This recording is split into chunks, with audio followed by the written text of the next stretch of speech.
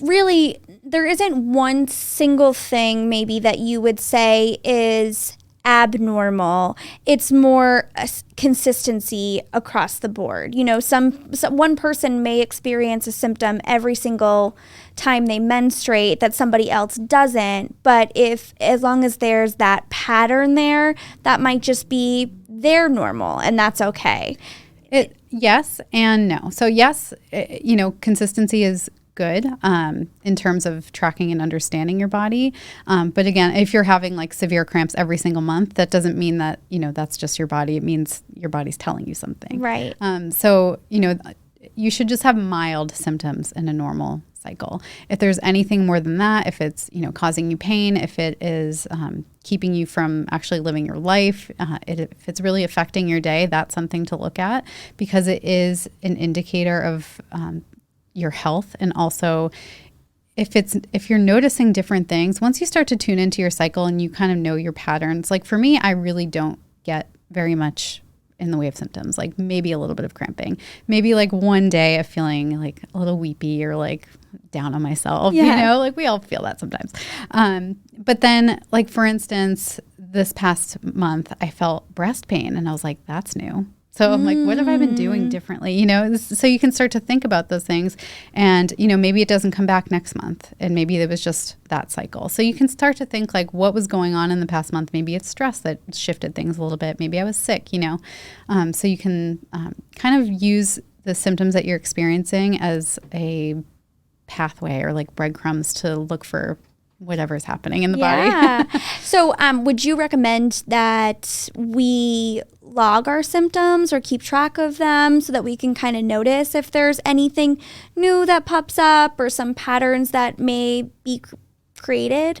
Absolutely. I'm so into cycle tracking. I will say that with, the political climate lately, I would stick to pen and paper because there's a lot of issues surrounding privacy and, who knows what information could be sold or shared if you're tracking your period in an app and you happen to get pregnant and you don't want to be, we don't want to go there. So I think also, good point. Apps can go away. So, you can have your information on pen and paper and know how it's done so that if you were to ever not use an app or, if you were in a situation where you could not be using these apps, you know what to do. Mm-hmm. So I would just recommend at the very basic, like just track your energy and your mood and then also your symptoms. So if you are experiencing any symptoms, track those so that as you start to work to improve it, you can see if there's any changes as your cycles go on.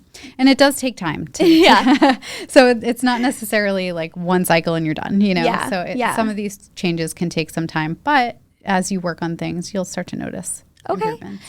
And I think at the core of our cycles is our hormones and what our hormones are doing, right? So our hormones can tell us a lot about our health. And I've recently been reading a lot about this, listening to your podcast. I've also listened to another podcast, but I've been hearing a lot about our cycles being our fifth vital sign and how it is a major indicator into our health and really our hormones and what our hormones are doing inside of our body. Could you briefly describe what our hormones should be doing and how they can impact our health? I know it could be an entire episode, but okay, so let's like break it down. So how, the first typically 2 weeks of our cycle, we're creating a lot more estrogen. Where the latter two, we're creating a lot more progesterone. Yeah, so I can take you through like the hormone changes in the cycle. Okay. Because if just hormones in general, there's so many that govern everything from like your fertility to your hunger, your metabolism, sleep. There's so many different things. Mm-hmm. So with the cycle, so there are 4 phases, and well, actually, so it can get complicated. So there's 2 phases. The first half is the follicular phase, and the latter half is the luteal phase. But for the purposes of my work, where I want you really in tune with your cycle, we split it into 4. So the first day of your period that starts your follicular phase technically, but it's the menstrual phase, and that's your rest. That's when your hormones are your lowest. And then we move into the follicular phase. That's when things are growing, estrogen's rising, and then also follicle stimulating hormone that rises, that peaks towards the end, and that is what signals to your body to trigger ovulation. Luteinizing hormone also peaks then. And then you ovulate. Your ovulatory phase, it's very short, but it's just a few days of like feeling super high on life, basically. You feel sexy, energized, motivated, confident, all these really great things. And then from that peak, your luteal phase begins and your progesterone takes over as the dominant hormone. And that's a more internal feeling hormone. So whereas you may have felt super social in the first half of your cycle, the second half, you're like, fuck everybody, Yeah. So let me take care of myself.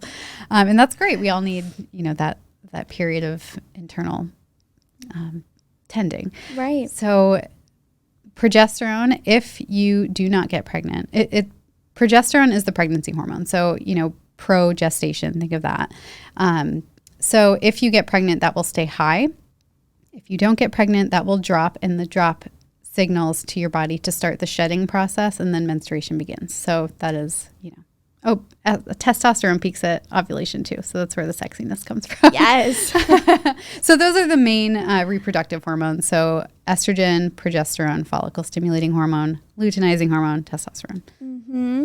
Which I think is important too, because again, going back to kind of genders, you always associate testosterone with males, but we have it too. It's not only in men. Mm-hmm. We also have testosterone, and that can also impact our bodies, our moods, how we feel, everything, and maybe for a shorter period of time than some of the others or whatever it may be, but it is there and it is present.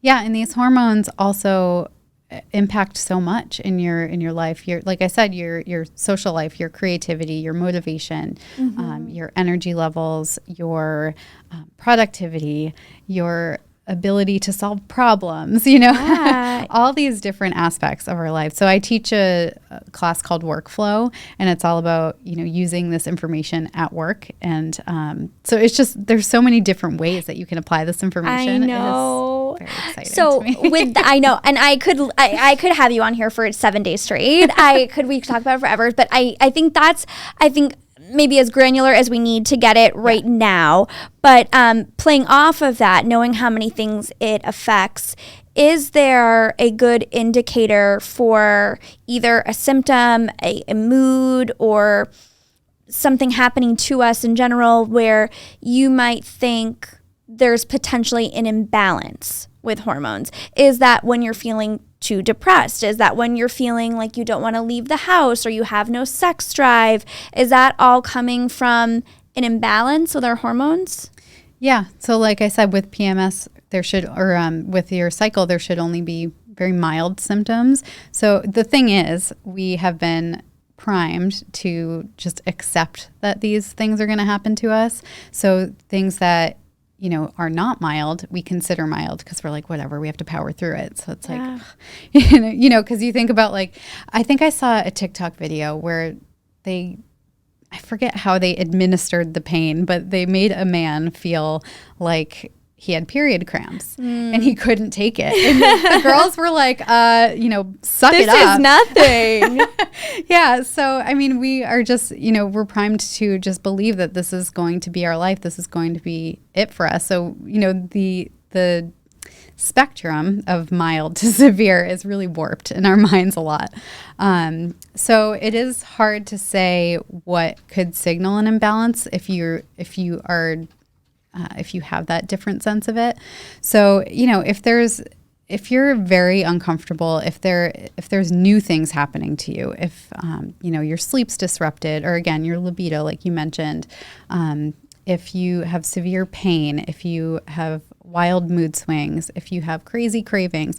I will say though, with cravings, we tend to think of that as a symptom when often in the luteal phase, in the latter half of your cycle, our metabolism is stronger, so we need more food. But oftentimes we're not eating more food. So, it's just our body telling us eat something, please. You know, Yeah. like meet your needs. But then we're like, oh my God, I have PMS. I'm like a garbage disposal. You know, I can't control myself. But really, it's like you just need to eat. Yeah.